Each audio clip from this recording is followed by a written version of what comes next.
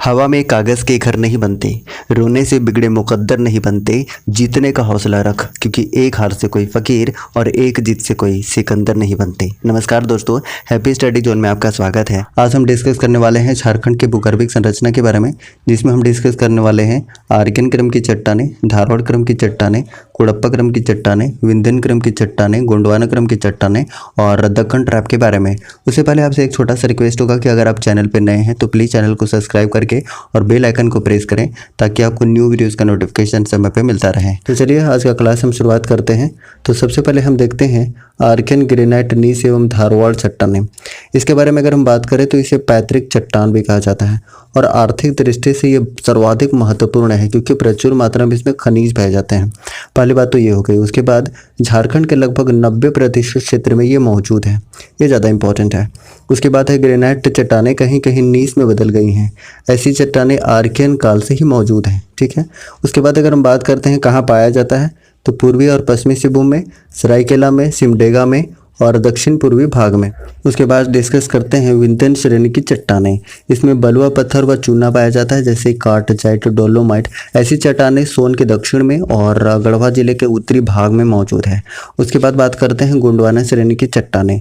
दामोदर नदी के तलछट से बनी इन चट्टानों में बलुआ पत्थर व कोयले की परत होती है। ऐसी चट्टानें उत्तरी कोयल की घाटी, गिरिडीह व राजमहल की पहाड़ियों में मिलती हैं। नेक्स्ट है राजमहल ट्रैप एवं दक्कन लावा की चट्टानें। संथाल परगना के क्षेत्र में जुरेसिक काल में लावा के प्रवाह के कारण राजमहल ट्रैप का निर्माण हुआ है और यहाँ अपक्षय और अपरदन से लेटराइट एवं बॉक्साइट का निर्माण हुआ है। इसका विस्तार झारखंड के पाट क्षेत्रों जैसे गढ़वा, पलामू, गुमला, लोहरदगा और साहेबगंज के उत्तर पूर्वी क्षेत्र में और पाकुड़ के पूर्वी भाग में हुआ है। उसके बाद अगर हम बात करते हैं तो नेक्स्ट है नवीनतम जलोढ़ निक्षेप।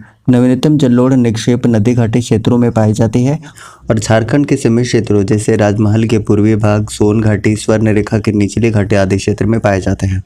अब यहाँ देखिए कुछ इंपॉर्टेंट इंग्लिश में नोट्स हैं जो कि आपको पीडीएफ में मिल जाएगा। आप पीडीएफ के लिए टेलीग्राम ज्वाइन कर लीजिए, वहाँ से सारे के सारे पीडीएफ मिल जाएंगे। अब यहाँ से देखते हैं कुछ इंपॉर्टेंट एमसीक्यूज जो एग्जाम के लिए बहुत इंपॉर्टेंट है और जैसे कि हमने बताया कि पीडीएफ के लिए आप टेलीग्राम ज्वाइन कर लीजिए, वहाँ से सारे के सारे पीडीएफ मिल जाएंगे। तो देखिए पहला क्वेश्चन है, इनमें से किस चट्टान का झारखंड में सर्वाधिक विस्तार है? सही आंसर है ऑप्शन नंबर ए, यानी कि आर्कियन क्रम की चट्टानों का सर्वाधिक विस्तार है। नेक्स्ट है क्वेश्चन नंबर 2, झारखंड राज्य के लगभग कितने प्रतिशत भूभाग पर आर्कियन क्रम की चट्टानों का विस्तार है? इसका सही आंसर है ऑप्शन नंबर बी, यानी कि 19% भूभाग पर आर्कियन क्रम की चट्टानों का विस्तार है। नेक्स्ट है क्वेश्चन नंबर 3, छोटा नागपुर पठारी क्षेत्र के आग्नेय अवसादी तथा रूपांतरित चट्टानों का संबंध इनमें से किस क्रम की चट्टान से है? इसका सही आंसर है ऑप्शन नंबर ए, यानी कि आर्कियन क्रम की चट्टानों से है। नेक्स्ट है क्वेश्चन नंबर 4, झारखंड राज्य के लगभग कितने प्रतिशत भूभाग पर आग्नेय तथा रूपांतरित चट्टानों का विस्तार है 2019 से 20 आर्थिक सर्वेक्षण के अनुसार? इसका सही आंसर हो जाएगा ऑप्शन नंबर डी, यानी कि 85%। नेक्स्ट है क्वेश्चन नंबर 5, झारखंड राज्य में अधिकांश चट्टानों का विस्तार है? सही आंसर है ऑप्शन नंबर सी, यानी कि पूर्व पश्चिम क्षेत्र में। नेक्स्ट है क्वेश्चन नंबर 6, झारखंड के किस क्षेत्र में धारवाड़ क्रम की चट्टानों का सर्वाधिक विकास हुआ है? सही आंसर है ऑप्शन नंबर सी, यानी कि कोल्हान के पहाड़ी क्षेत्र में सर्वाधिक विस्तार हुआ है।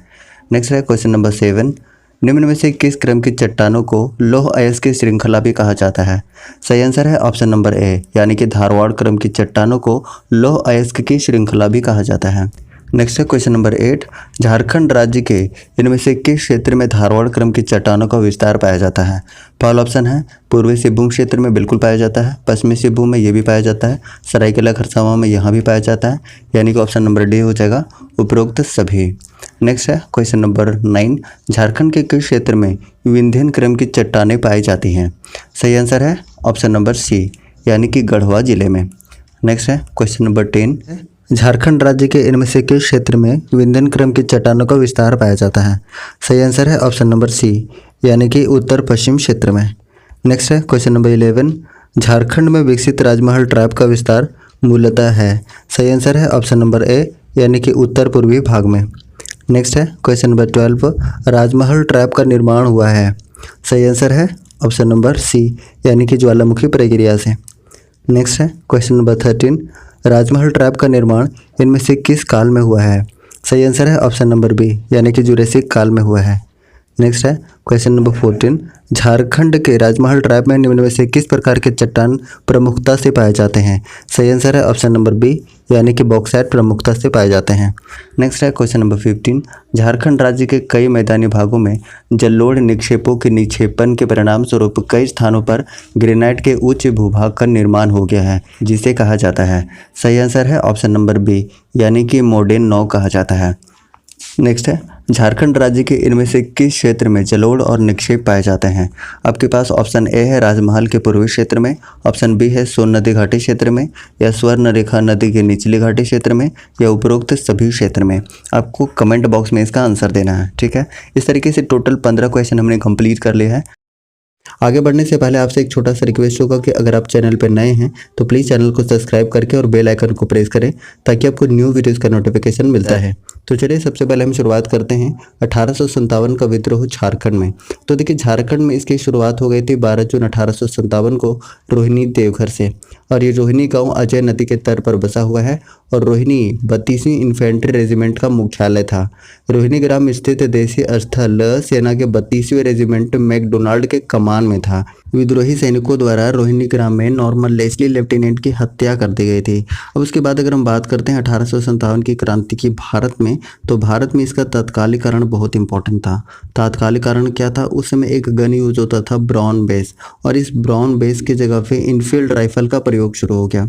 और ऐसा कहा जाता है कि इनफील्ड राइफल में चर्बी युक्त कारतूस प्रयोग हुआ था, ठीक है, जिसके कारण ये विद्रोह प्रारंभ हो गया।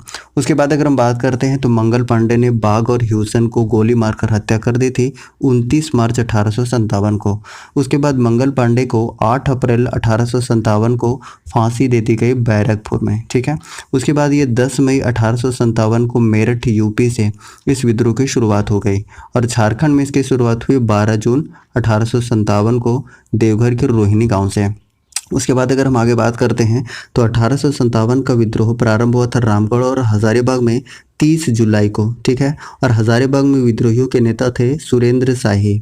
और 1857 के महान विद्रोह के समय रामगढ़ बटालियन का मुख्यालय रांची था। सैनिक जयमंगल पांडे के निर्देशन में डोरंडा में 1857 का विद्रोह हुआ।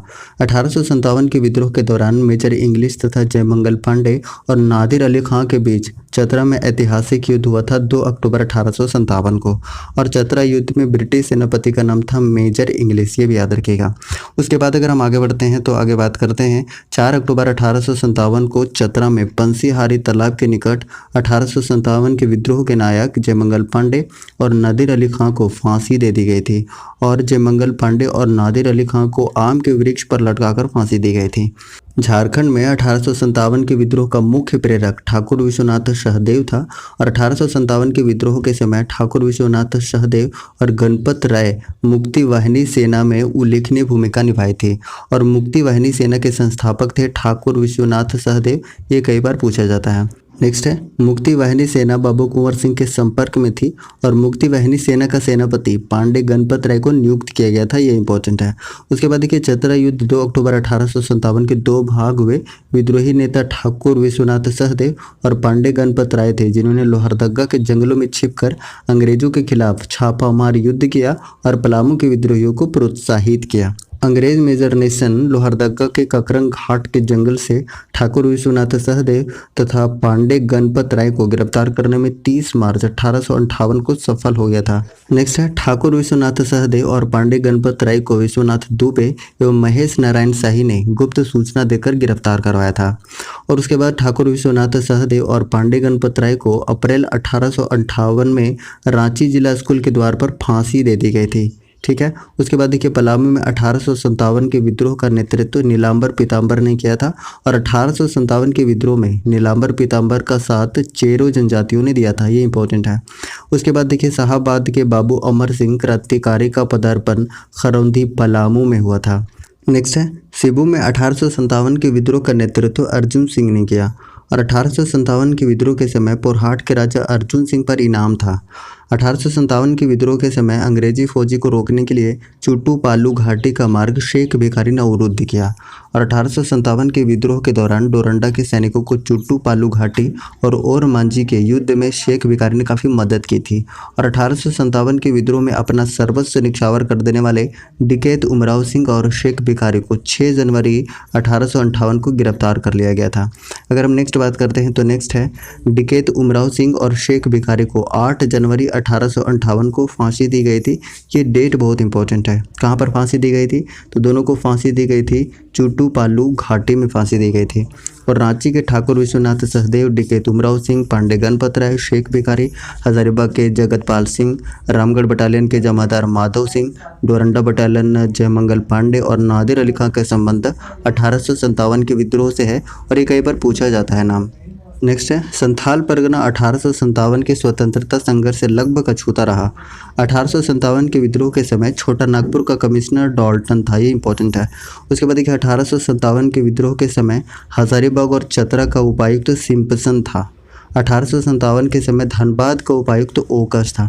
उसके बाद अगर हम बात करते हैं तो कुछ इंपॉर्टेंट डेटा यहाँ पर है कि रोहिणी में शुरुआत हुआ था 12 जून 1857 को, हजारीबाग में 30 जुलाई को, रांची में 2 अगस्त को और मानभूम में 5 अगस्त को संथालों द्वारा, सिब्भू में 3 सितंबर 1857 को भगवान सिंह और रामनाथ सिंह के द्वारा और पलामू में 26 सितंबर 1857 को नीलांबर पीताम्बर के नेतृत्व में हुआ था। अगर पूछा जाए कि नीलांबर पीताम्बर को फांसी कब दी गई थी तो 28 मार्च 1859 को फांसी दी गई थी लेस्लीगंज पलामू में आम के पेड़ पर लटकाकर। उसके बाद बात करते हैं तो कुछ इंपॉर्टेंट MCQs यहाँ पे डिस्कस करते हैं और हाँ PDF के लिए आप टेलीग्राम ज्वाइन कर लीजिए। टेलीग्राम का लिंक आपको डिस्क्रिप्शन बॉक्स में मिल जाएगा। तो चलिए शुरुआत करते हैं क्वेश्चन नंबर फर्स्ट से। फर्स्ट क्वेश्चन है झारखंड में 1857 की क्रांति की शुरुआत कब हुई? सही आंसर है ऑप्शन नंबर डी यानी कि 12 जून 1857 को। नेक्स्ट है क्वेश्चन नंबर 2 झारखंड में 1857 के विद्रोह की शुरुआत किस स्थान से हुई थी? सही आंसर है ऑप्शन नंबर डी यानी कि रोहिणी देवघर से इसकी शुरुआत हुई थी 12 जून 1857 को। नेक्स्ट है क्वेश्चन नंबर 3 1857 के विद्रोह के दौरान रोहिणी गांव में किस रेजिमेंट की सेना तैनात थी? सही आंसर है ऑप्शन नंबर सी यानी कि 32वीं रेजिमेंट की सेना तैनात थी। नेक्स्ट है क्वेश्चन नंबर 3 1857 के विद्रोह के दौरान रोहिणी गांव में तैनात 32वीं रेजिमेंट की सेना की कमान किसके हाथ में थी? सही आंसर है ऑप्शन नंबर बी यानी मैकडोनाल्ड के हाथ में थी। नेक्स्ट है क्वेश्चन नंबर 5 रोहिणी गांव में अंग्रेज अधिकारियों पर हमला करने वाले व्यक्ति की पहचान किसने की थी? सही आंसर है ऑप्शन नंबर सी यानी कि इमाम खान ने की थी। नेक्स्ट है क्वेश्चन नंबर 6 रोहिणी गांव में अंग्रेज अधिकारियों पर हमला करने के बाद 32वीं रेजिमेंट का मुख्यालय रोहिणी से किस स्थान पर हस्तांतरित कर दिया गया था? सही आंसर है ऑप्शन नंबर सी यानी कि भागलपुर हस्तांतरित कर दिया गया था। नेक्स्ट है क्वेश्चन नंबर 7 रोहिणी गांव किस नदी तट पर स्थित है? सही आंसर है ऑप्शन नंबर बी अजय नदी के तट पर स्थित है। नेक्स्ट है क्वेश्चन नंबर 8 1857 के विद्रोह के दौरान रोहिणी गांव में विद्रोहियों द्वारा किस अंग्रेज अधिकारी की हत्या कर दी गई थी? सही आंसर है ऑप्शन नंबर ए यानी कि नॉर्मन लेस्ली की हत्या कर दी गई थी। नेक्स्ट है क्वेश्चन नंबर 9 रामगढ़ बटालियन के सैनिकों ने किस घटना से उत्साहित होकर 1857 में विद्रोह कर दिया था? सही आंसर है ऑप्शन नंबर सी यानी कि दानापुर रेजिमेंट के सैनिकों द्वारा विद्रोह। नेक्स्ट है क्वेश्चन नंबर 10 1857 के विद्रोह के दौरान रामगढ़ बटालियन का मुख्यालय कहाँ स्थित था? सही आंसर है ऑप्शन नंबर डी यानी कि रांची था। नेक्स्ट है क्वेश्चन नंबर 11 हजारीबाग में 1857 के विद्रोह के दौरान हजारीबाग का उपायुक्त कौन था? सही आंसर है ऑप्शन नंबर डी यानी कि सिम्पसन था। नेक्स्ट है क्वेश्चन नंबर 12 हजारीबाग में 1857 के विद्रोह के बाद यहाँ का उपायुक्त अपने अधिकारियों के साथ किस स्थान पर भाग गया था? सही आंसर है ऑप्शन नंबर बी यानी कि पटना भाग गया था। नेक्स्ट है क्वेश्चन नंबर 13 रामगढ़ के किस राजा ने विद्रोही की सूचना तार के द्वारा गवर्नर जनरल को भेजी थी? सही आंसर है ऑप्शन नंबर ए यानी कि शंभू नारायण सिंह को भेजी थी। नेक्स्ट है क्वेश्चन नंबर 14 1857 के विद्रोह के दौरान हजारीबाग जेल से भागकर कैदी इनमें से किसके नेतृत्व में रांची की ओर चले गए थे? सही आंसर है ऑप्शन नंबर बी यानी कि सुरेंद्र शाही के नेतृत्व में चले गए थे। नेक्स्ट है क्वेश्चन नंबर 15 इनमें से किस अंग्रेज अधिकारी के नेतृत्व में विद्रोह को दबाने हेतु रांची के उपायुक्त द्वारा सैनिकों को एक दल को रामगढ़ भेजा गया था? सही आंसर है ऑप्शन नंबर ए यानी कि लेफ्टिनेंट ग्राहम को भेजा गया था। नेक्स्ट है क्वेश्चन नंबर 16 लेफ्टिनेंट ग्राहम द्वारा विद्रोह को दबाने का प्रयास करने पर रामगढ़ में किस जमादार ने अपने साथियों के साथ विद्रोह कर दिया था? सही आंसर है ऑप्शन नंबर डी, यानी कि माधव सिंह ने कर दिया था। नेक्स्ट है क्वेश्चन नंबर 17। डोरंडा क्षेत्र में 1857 के विद्रोह में निम्न में से किसने विद्रोहियों का नेतृत्व किया था? इसका सही आंसर है ऑप्शन नंबर ए, यानी कि नादिर अली खां के नेतृत्व में। नेक्स्ट है क्वेश्चन नंबर 18। 1857 के विद्रोह के दौरान विद्रोहियों ने रांची के किस चर्च को तोप के गोले से उड़ा दिया था? सही आंसर है ऑप्शन नंबर सी, यानी कि गोस्नर चर्च को उड़ा दिया था। नेक्स्ट है क्वेश्चन नंबर 19। झारखंड में 1857 के विद्रोह का प्रेरक कौन था? सही आंसर है ऑप्शन नंबर सी, यानी कि विश्वनाथ सहदेव था। नेक्स्ट है क्वेश्चन नंबर 20। निम्न में से किस व्यक्ति ने 1857 के विद्रोह के दौरान मुक्ति वाहिनी सेना का गठन किया था? सही आंसर है ऑप्शन नंबर ए, यानी कि विश्वनाथ सहदेव ने किया था। नेक्स्ट है क्वेश्चन नंबर 21। निम्न में से किस व्यक्ति को मुक्ति वाहिनी सेना का सेनापति नियुक्त किया गया था? सही आंसर है ऑप्शन नंबर बी, यानी कि गणपत राय को मुक्ति वाहिनी सेना का सेनापति नियुक्त किया गया था। नेक्स्ट है क्वेश्चन नंबर 22। 1857 के विद्रोह के दौरान निम्न में से किस राष्ट्रवादी क्रांतिकारी के संपर्क में मुक्ति वाहिनी सेना थी? सही आंसर है ऑप्शन नंबर सी, यानी कि बाबू कुंवर सिंह के संपर्क में थी। नेक्स्ट है क्वेश्चन नंबर 23। 1857 के विद्रोह के दौरान निम्न में से किनके बीच चतरा का ऐतिहासिक युद्ध हुआ था? सही आंसर है ऑप्शन नंबर बी, यानी कि मेजर इंग्लिश और जयमंगल पांडे के बीच हुआ था। नेक्स्ट है क्वेश्चन नंबर 24। 1857 के विद्रोह के दौरान चतरा के ऐतिहासिक युद्ध का सेनापति कौन था? सही आंसर है ऑप्शन नंबर सी, यानी कि जयमंगल पांडे था। नेक्स्ट है क्वेश्चन नंबर 24। 1857 के विद्रोह के दौरान अंग्रेजों तथा विद्रोहियों के बीच किस तिथि को चतरा का ऐतिहासिक युद्ध लड़ा गया था? सही आंसर है ऑप्शन नंबर डी, यानी कि 2 अक्टूबर 1857 को लड़ा गया था। नेक्स्ट है क्वेश्चन नंबर 26। चतरा के ऐतिहासिक युद्ध के बाद अंग्रेजों ने जमादार माधव सिंह को पकड़ने हेतु कितने रुपए का इनाम की घोषणा की थी? सही आंसर है ऑप्शन नंबर बी, यानी 1000 रुपये के इनाम की घोषणा की थी। नेक्स्ट है क्वेश्चन नंबर 27। 1857 के विद्रोह के प्रमुख विद्रोहियों जयमंगल पांडे और नादिर अली खां को अंग्रेजों ने किस तिथि को फांसी पर चढ़ा दिया था? सही आंसर है ऑप्शन नंबर सी, यानी 4 अक्टूबर 1857 को। नेक्स्ट है क्वेश्चन नंबर 28। 1857 के प्रमुख विद्रोहियों जयमंगल पांडे तथा नादिर अली खां को किस स्थान पर फांसी दी गई थी?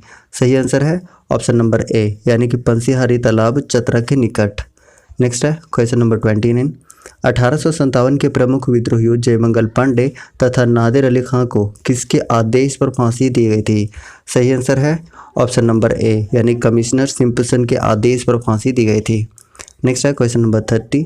चतरा विद्रोह के किन 2 नेताओं ने लोहरदगा के जंगलों में छिपकर अंग्रेजों के विरुद्ध गोरिल्ला युद्ध किया तथा पलामू के विद्रोहियों को विद्रोह के लिए प्रोत्साहित किया? इसका सही आंसर हो जाएगा ऑप्शन नंबर सी, यानी कि विश्वनाथ सहदेव और गणपत राय। नेक्स्ट है क्वेश्चन नंबर 31।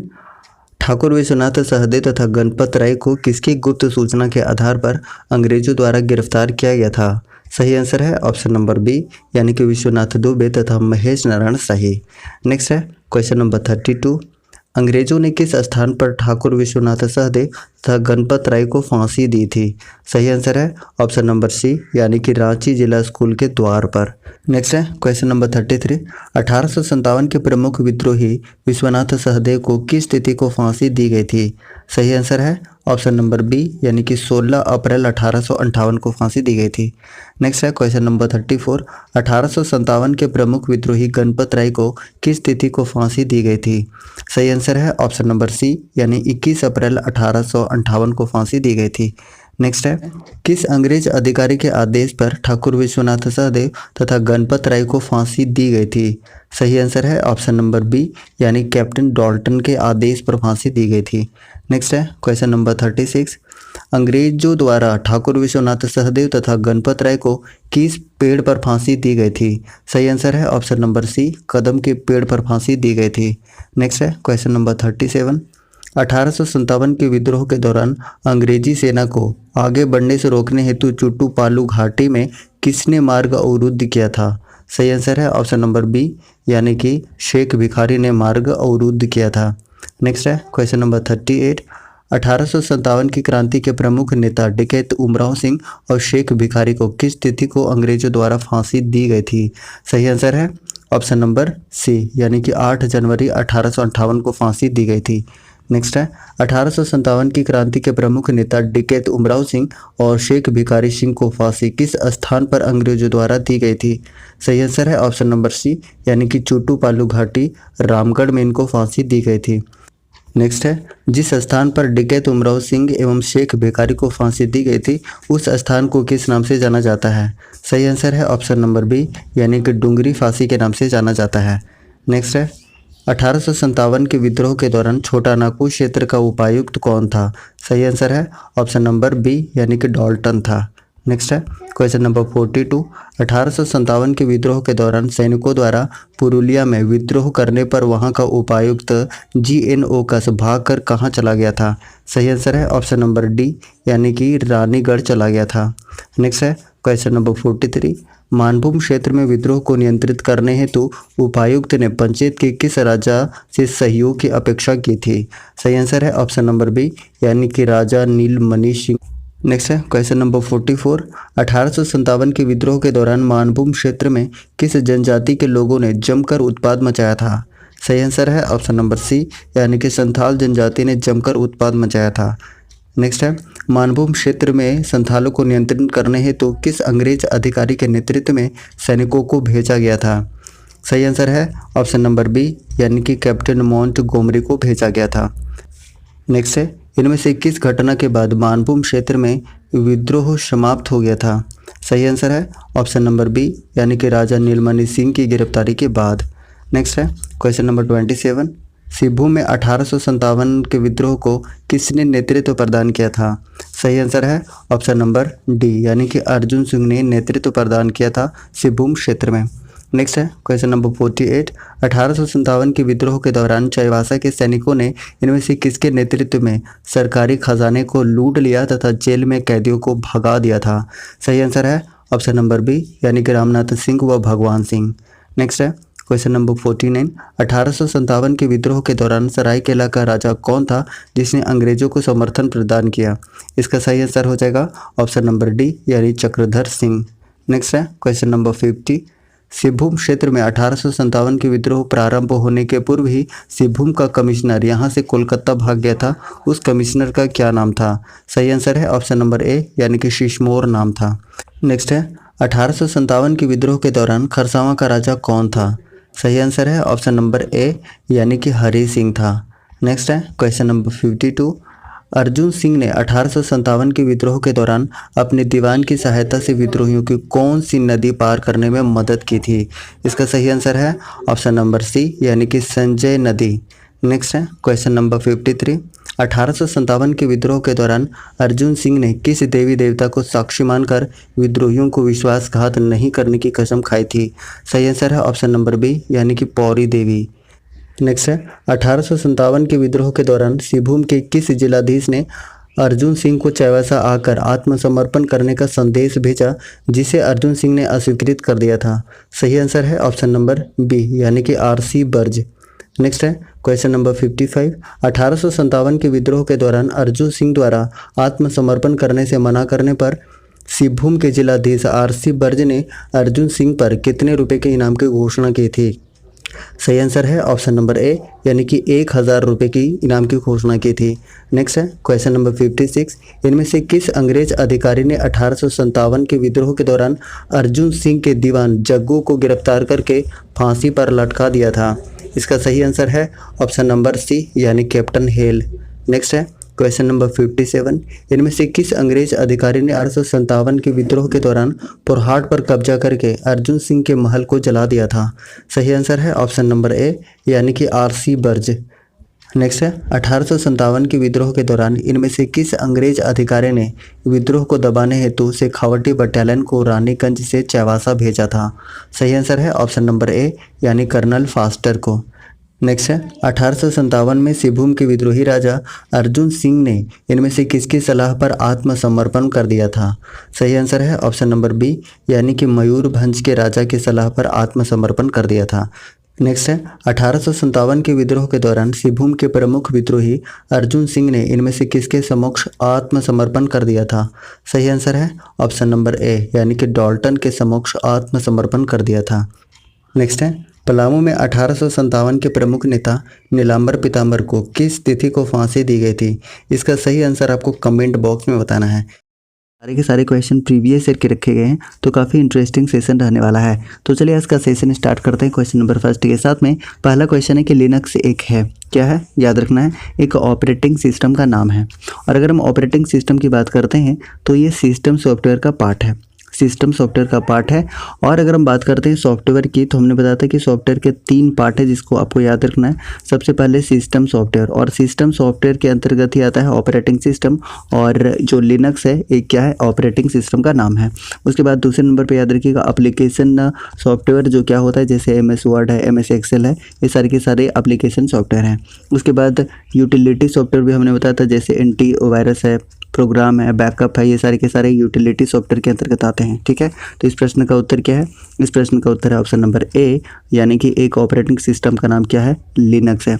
अच्छा, एक और क्वेश्चन पूछा जा सकता है कि लिनक्स के खोजकर्ता कौन है? इसके खोजकर्ता का नाम पूछा जा सकता है, बहुत ही इंपॉर्टेंट है, यहाँ से क्वेश्चन फ्रेम किया जा सकता है। तो खोजकर्ता का नाम आप याद रख लीजिएगा, ये मैं यहाँ पर लिख देता हूँ, याद रखिएगा कि टोरवाल्ड्स होता है, टोरवाल्ड्स इसके कौन है, तो खोज करता है, ये आपको याद रखना है। ठीक है, तो चलिए अगले क्वेश्चन की तरफ बढ़ते हैं। और अगला क्वेश्चन आपके सामने ये रहा, बताना है आपको कि कैड का तात्पर्य क्या है, यानी कि इसका फुल फॉर्म आपको बताना है। तो हमने कई दफ़ा बताया था, आपको याद होगा कि कंप्यूटर एडेड डिज़ाइन, इसका क्या होता है, फुल फॉर्म होता है। यानी कि 2 का सही आंसर क्या हो जाएगा, ऑप्शन नंबर बी इस प्रश्न का बिल्कुल करेक्ट आंसर हो जाएगा। और इसका प्रयोग कहाँ होता है गाइस, तो इसका प्रयोग जो होता है कंप्यूटर द्वारा इंजीनियरिंग डिज़ाइन तैयार करने में किया जाता है, ये आप याद रख सकते हैं। उसके बाद नेक्स्ट बात करते हैं क्वेश्चन नंबर 3 की। 3 नंबर क्वेश्चन है कि माइक्रोसॉफ्ट ऑफिस है, क्या है, कौन सा हो सकता है? देखिए हमने 3 बताया था ना आपको, हमने बताया था, सबसे पहले बताया था सिस्टम सॉफ्टवेयर, जिसके अंतर्गत जितने भी ऑपरेटिंग सिस्टम है सारे के सारे आ जाएंगे। उसके बाद हमने बताया था एप्लीकेशन सॉफ्टवेयर, जिसके अंतर्गत जितने भी एप्लीकेशन है, जैसे माइक्रोसॉफ्ट ऑफिस का जितना भी है, MS वर्ड है, MS पावर पॉइंट है ना, MS एक्सेल है, सारे के सारे क्या हो जाएंगे, एप्लीकेशन सॉफ्टवेयर हो जाएंगे। उसके बाद हमने बताया था क्या, यूटिलिटी सॉफ्टवेयर बताया था, जैसे हमने बताया था कि एंटीवायरस हो गया, प्रोग्राम हो गया, उसके बाद बैकअप हो गया, ये सारे सारे कौन से, तो यूटिलिटी सॉफ्टवेयर के अंतर्गत आते हैं। तो 3 का सही आंसर क्या बनेगा, 3 का करेक्ट आंसर बनेगा ऑप्शन नंबर बी, यानी कि एप्लीकेशन सॉफ्टवेयर है, so option number B should be correct answer. जितने भी आंसर कर रहे हैं बिल्कुल करेक्ट है। नेक्स्ट बात करते हैं क्वेश्चन नंबर 4 की। कौन सा सॉफ्टवेयर शब्द संसाधन में प्रयुक्त किया जाता है? तो इसका सही आंसर क्या बनेगा, ऑप्शन नंबर डी बन जाएगा, यानी कि पेज मेकर में, उसके बाद वर्ड स्टार में और MS वर्ड में। तो सही आंसर क्या करेंगे, option number D should be correct answer. जितने भी डी आंसर कर रहे हैं, डी इस प्रश्न का बिल्कुल करेक्ट आंसर। और देखिए प्रीवियस ईयर मेंस में पूछा गया प्रश्न है, तो इंपॉर्टेंट है। उसके बाद नेक्स्ट बात करते हैं, अगला प्रश्न आपके सामने है कि पब्लिक डोमेन सॉफ्टवेयर है, ये क्या है बताइए? तो ऑप्शन नंबर बी इस प्रश्न का उत्तर होगा, यानी कि इंटरनेट पर मुफ्त में उपलब्ध सॉफ्टवेयर को क्या कहते हैं, पब्लिक डोमेन सॉफ्टवेयर कहते हैं। ये काफ़ी इंपॉर्टेंट है, तो याद रखिएगा ऑप्शन नंबर बी इस प्रश्न का बिल्कुल करेक्ट आंसर हो जाएगा। ठीक है, और याद रखिएगा कि इसी कारण इसे क्या कहा जाता है, शेयरवेयर। याद रख लीजिएगा, नोट कर लीजिए कि शेयरवेयर या फ्रीवेयर भी कहा जाता है। नोट कर लीजिएगा इसे क्या कहा जाता है, तो शेयरवेयर कहा जाता है या फ्रीवेयर भी कहा जाता है। क्यों कहा जाता है, क्योंकि पब्लिक डोमेन सॉफ्टवेयर इंटरनेट पर मुफ्त में उपलब्ध सॉफ्टवेयर होता है, जो किसी एक या अनेक व्यक्ति द्वारा तैयार किया जाता है, इसलिए इसे क्या कहा जाता है, तो इसे कहा जाता है शेयरवेयर या फ्रीवेयर कहा जाता है। दोनों चीज़ों को आप याद रख सकते हैं। ठीक है, तो चलिए अगले प्रश्न की तरफ बढ़ते हैं। इस प्रश्न का उत्तर है ऑप्शन नंबर बी। ठीक है, तो चलिए नेक्स्ट बात करते हैं क्वेश्चन नंबर 6 की तरफ।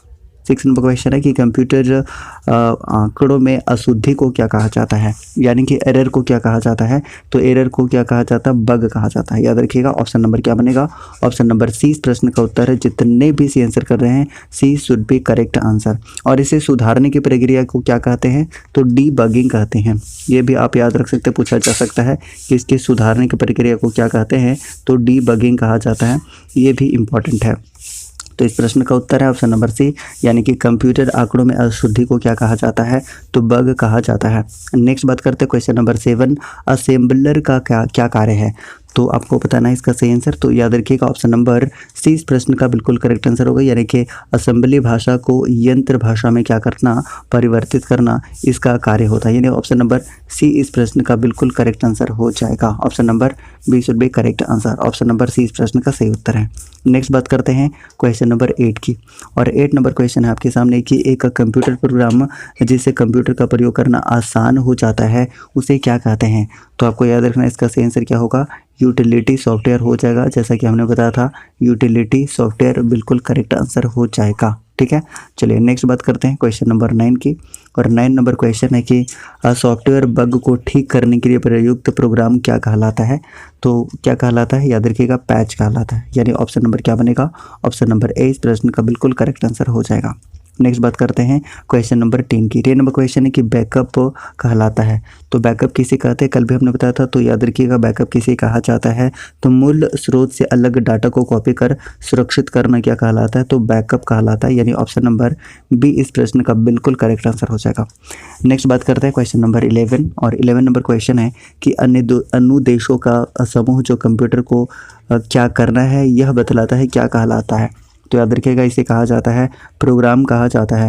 और फर्स्ट प्रोग्राम हमने बताया था, फर्स्ट प्रोग्रामर कौन है, तो लेडी अड्डा को फर्स्ट प्रोग्रामर बोला जाता है, क्योंकि जो चार्ल्स बेबेज के द्वारा 1842 में क्या तैयार किया गया था, तो एनालिटिकल इंजन जो तैयार किया गया था चार्ल्स बेबेज के द्वारा। और चार्ल्स बेबेज की ही शिष्या कौन थी, तो लेडी अड्डा थी, जिन्होंने सबसे पहले प्रोग्राम डाला था एनालिटिकल इंजन में। इसलिए first programmer of the world किसे बोला जाता है, तो लेडी अड्डा को बोला जाता है। ये आपको याद रखना है। तो इसका सही आंसर क्या होगा, ऑप्शन नंबर सी इस प्रश्न का बिल्कुल करेक्ट आंसर होगा। नेक्स्ट बात करते हैं क्वेश्चन नंबर 12, और 12 नंबर क्वेश्चन आपके सामने है कि उपयोगकर्ता यह कैसे निर्धारित कर सकता है कि कंप्यूटर पर कौन सा प्रोग्राम उपलब्ध है। तो 12 का करेक्ट आंसर क्या हो जाएगा, ऑप्शन नंबर बी हो जाएगा, यानी कि बूटिंग के दौरान प्रोग्राम की सूची देखकर। That's a very important thing. तो ऑप्शन नंबर बी इस प्रश्न का उत्तर होगा। जितने भी आप लोग बी आंसर कर रहे हैं B should be correct answer, option number B.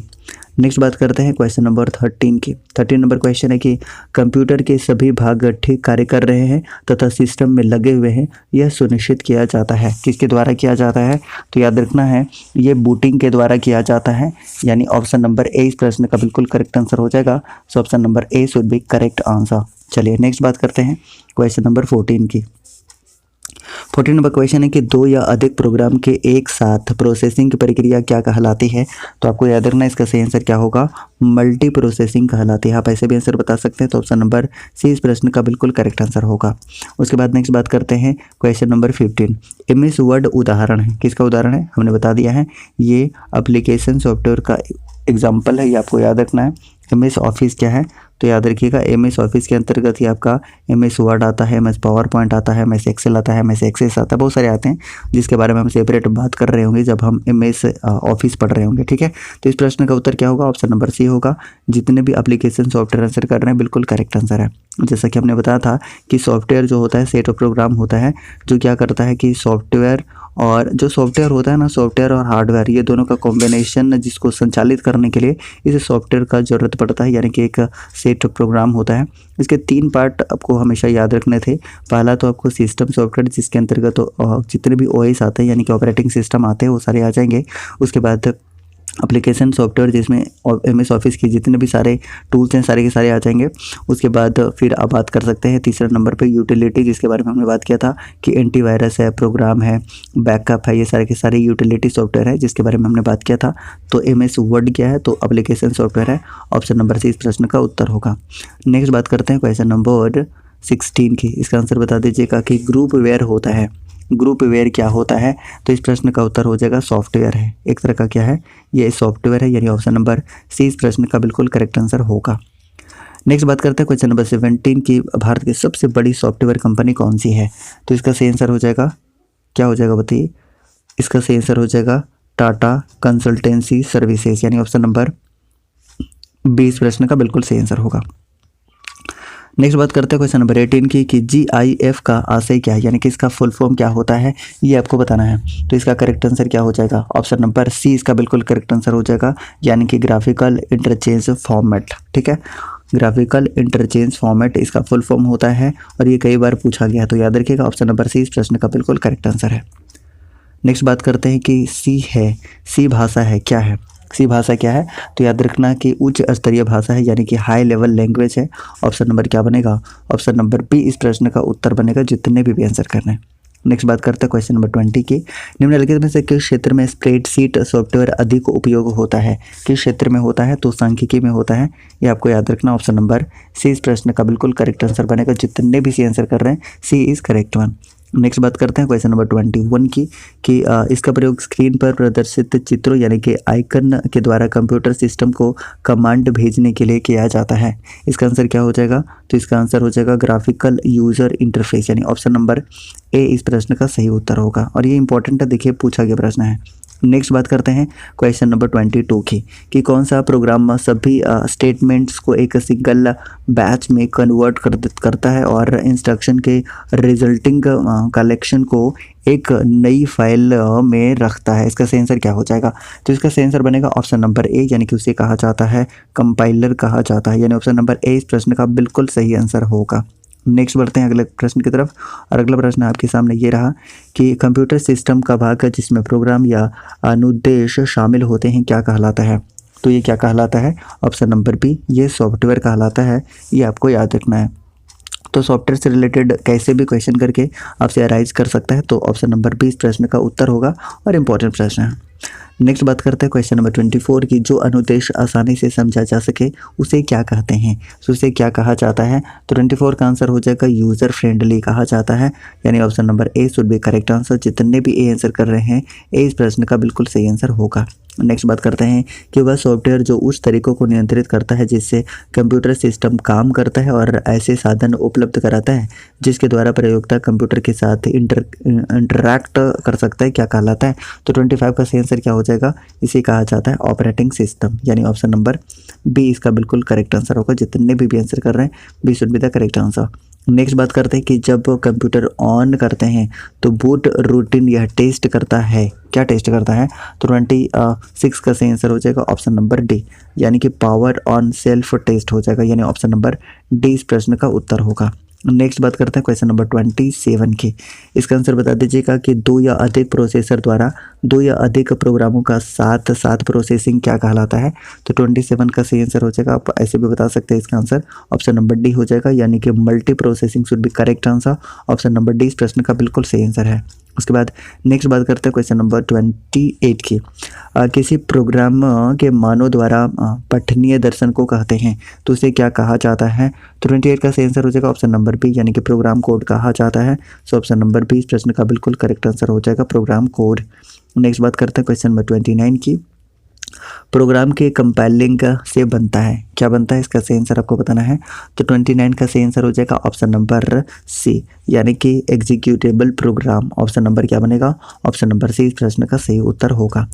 Next बात करते हैं क्वेश्चन नंबर 30 कि एक समय में एक कथन को कन्वर्ट और एग्जीक्यूट करता है उसे क्या कहते हैं, यानी कि वो कौन सा डिवाइस है, उसे क्या कहते हैं। तो 30 का सही आंसर हो जाएगा ऑप्शन नंबर डी, यानी कि इंटरप्रेटर कहा जाता है। सो ऑप्शन नंबर डी इस प्रश्न का उत्तर होगा इंटरप्रेटर। उसके बाद नेक्स्ट बात करते हैं कि पोस्ट का फुल फॉर्म क्या होता है। तो पोस्ट के फुल फॉर्म की बात करते हैं तो पावर ऑन सेल्फ टेस्ट होता है। तो ऑप्शन नंबर क्या बनेगा, ऑप्शन नंबर ए इस प्रश्न का बिल्कुल करेक्ट आंसर बनेगा, power on self test is correct one. Option number A इस प्रश्न का सही उत्तर होगा। नेक्स्ट बात करते हैं क्वेश्चन नंबर 32 कि लिनक्स किस किस्म का सॉफ्टवेयर है। तो हमने शुरुआत में ही बात किया था, इसका सही आंसर क्या होगा, ऑप्शन नंबर डी हो जाएगा, यानी कि ओपन सोर्स क्या है, ऑपरेटिंग सिस्टम है, ये आपको याद रखना है क्या है, लिनक्स। तो ऑप्शन नंबर डी इस प्रश्न का उत्तर होगा। नेक्स्ट बात करते हैं क्वेश्चन नंबर 33 की। 33 नंबर क्वेश्चन है कि जब एक कंप्यूटर में दो प्रोसेसर लगाए जाते हैं तो उसे क्या कहा जाता है। तो 33 का सही आंसर क्या होगा? ऑप्शन नंबर डी हो जाएगा, यानी कि पैरेलल प्रोसेसिंग कहा जाता है, यानी option number D should be correct answer. Next बात करते हैं क्वेश्चन नंबर 34 की। 34 आंसर है कि जब आप कंप्यूटर बूट करते हैं तो क्या होता है? तो 34 का सही आंसर बन जाएगा ऑप्शन नंबर ए। ऑप्शन नंबर ए, यानी कि ऑपरेटिंग सिस्टम डिस्क से रैम में कॉपी किया जाता है, यानी ऑप्शन नंबर ए इस प्रश्न का उत्तर होगा। जितने भी ए आंसर कर रहे हैं, A should be correct answer. Next बात करते हैं क्वेश्चन नंबर 35 की। कंपाइलर है, तो कंपाइलर क्या है? याद रखिएगा, कंपाइलर ऑप्शन नंबर क्या बनेगा? ऑप्शन नंबर बी इस प्रश्न का उत्तर होगा। एक ऐसा प्रोग्राम जो उच्च स्तरीय यानी कि हाई लेवल लैंग्वेज में लिखित प्रोग्राम को यानी कि मशीनी लैंग्वेज में क्या कर देता है? परिवर्तित कर देता है। उसे क्या कहते हैं? तो उसे कंपाइलर कहा जाता है, यानी ऑप्शन नंबर क्या बनेगा? Option number B is correct one. Next बात करते हैं क्वेश्चन नंबर 36 के। कंप्यूटर के संदर्भ में सॉफ्टवेयर का अर्थ है, तो क्या अर्थ होता है? तो आपको याद रखना ऑप्शन नंबर बी, यानी कि कंप्यूटर प्रोग्राम्स। ऑप्शन नंबर क्या बनेगा? ऑप्शन नंबर बी इसका बिल्कुल करेक्ट आंसर बनेगा। जितने भी आंसर कर रहे हैं करेक्ट है। उसके बाद नेक्स्ट बात करते हैं कि एक यूटिलिटी सॉफ्टवेयर प्रोग्राम जो मेमोरी के अनावश्यक फ्रैगमेंट्स को पहचानता है और डिस्क स्पेस को पुनर्व्यवस्थित करता है ताकि ऑपरेशन इष्टतम ढंग से हो सके, क्या कहलाता है? इसका सही आंसर बताना है, तो सही आंसर हो जाएगा option number C. Option number C इस प्रश्न का उत्तर होगा। जितने भी सी आंसर कर रहे हैं, यानी कि disk defragmenter. Option number C should be correct answer. जितने भी सी आंसर कर रहे हैं बिल्कुल करेक्ट आंसर है। उसके बाद नेक्स्ट बात करते हैं कि वह भाषा जिसे कंप्यूटर बिना लैंग्वेज ट्रांसलेटर प्रोग्राम के समझता है, क्या कहलाती है? तो वो कहलाती है ऑप्शन नंबर बी, यानी कि मशीनी भाषा। सो ऑप्शन नंबर क्या बनेगा? ऑप्शन नंबर बी इस प्रश्न का उत्तर होगा। जितने भी आंसर कर रहे हैं, बी इज करेक्ट वन। उसके बाद नेक्स्ट बात करते हैं, अगला प्रश्न है कि एक ऐसी सेवा है जो संगठनों को अपनी वेबसाइट बनाने की अनुमति देती है, उसे क्या कहा जाता है? इसका सही आंसर आपको बताना है, तो उसे कहा जाता है वेब होस्टिंग। ठीक है, वेब होस्टिंग कहा जाता है। तो ऑप्शन नंबर ए इस प्रश्न का बिल्कुल करेक्ट आंसर होगा। जितने भी आप ए आंसर कर रहे हैं, ए इज करेक्ट वन। आपको कुछ प्रश्न का उत्तर देना है कमेंट बॉक्स में, मैं आपसे पूछ लेता हूँ कि आपको कौन कौन सा आंसर देना है। तो सबसे पहले आपको फुल फॉर्म बताना है HTML का फुल फॉर्म बताना है, UPS का फुल फॉर्म बताना है, उसके बाद UPC का फुल फॉर्म बताना है और HTTP का फुल फॉर्म बताना है कमेंट बॉक्स में। ठीक है गाइस, अगर आपको सेशन अच्छा लगा है तो लाइक कर लीजिएगा। सेशन अगर आपको अच्छा लगा है तो आप शेयर भी कर सकते हैं। ठीक है, और अगर अभी तक आपने सब्सक्राइब नहीं किया है तो सब्सक्राइब कर लीजिएगा और दोस्तों के साथ शेयर भी कर दीजिएगा। Thank you so much. जय हिंद।